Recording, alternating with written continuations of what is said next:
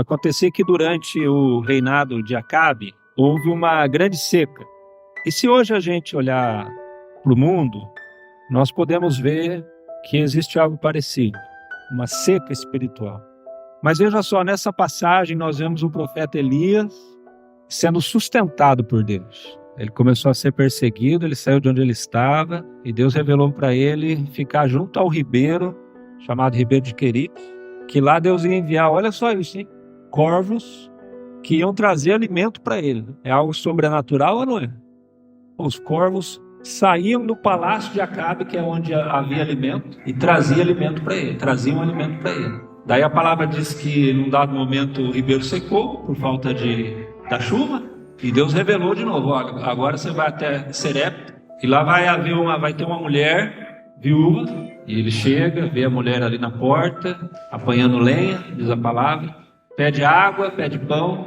Nós percebemos que a primeira orientação do Senhor para aquele que Deus quer sustentar, ele ouviu: vira-te para o Oriente. O Oriente, meus irmãos, é o lugar que nós sabemos que nasce o sol.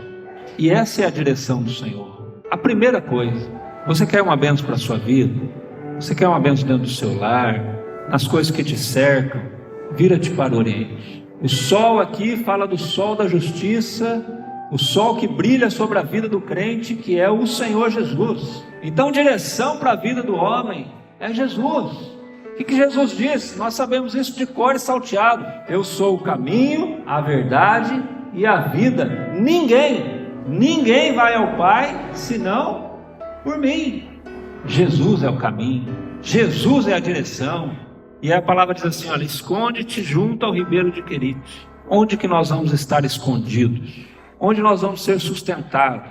Jesus disse um dia também, além de ser sol da justiça, que Ele é a fonte das águas vivas, louvado seja Deus. Essas águas aqui do ribeiro, vivas, por quê? Porque era vida para Elias, a mesma coisa para nós. Jesus é a fonte da nossa bênção, Jesus é a fonte da nossa saúde espiritual, Jesus é a fonte da nossa alma, para a alegria da nossa alma. Nós estamos passando lutas, meus queridos, é verdade, mas aqui é o ribeiro, louvado seja Deus. Jesus está neste lugar. Meus irmãos, a água é vida. Se você não beber água, você morre. Nós fomos chamados para viver das águas do Espírito. E quando Deus falou assim: olha, vai lá, porque eu vou dar ordem para que os corvos te alimentem, te sustentem. Quantas vezes na sua vida você também já viu o recurso de Deus, já viu provisão de Deus, de onde você menos esperava? E quantas vezes ainda não vai acontecer, sabe por quê? Porque Deus é fiel, louvado seja o Senhor. Ele não desampara os seus. Às vezes Ele usa a pessoa que você menos imagina. Ah, mas não é crente. Quantas vezes você vai no médico? Vai dizer que aquela pessoa que está ali te atendendo, você sendo servo de Deus, as mãos do Senhor não estão sobre a vida dele naquele momento ali. Fora o fato que ele tirou, os corvos tiravam o alimento da casa do rei, que era um rei mau. Então, olha, eu não sei a situação que você está passando, mas Deus vai dar um jeito. Você crê nisso?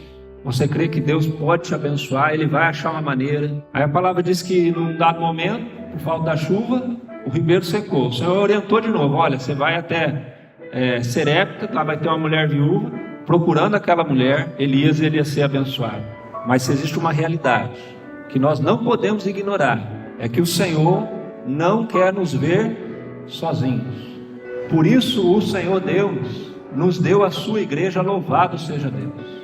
Nas adversidades, nos problemas, quando as coisas faltarem, você tem onde recorrer. É a ajuda do corpo. A mulher aqui é tipo do corpo, da igreja. Você vai se isolar. Quando as coisas piorarem, a quem você vai recorrer? Quando ele chegou, do que ele precisava?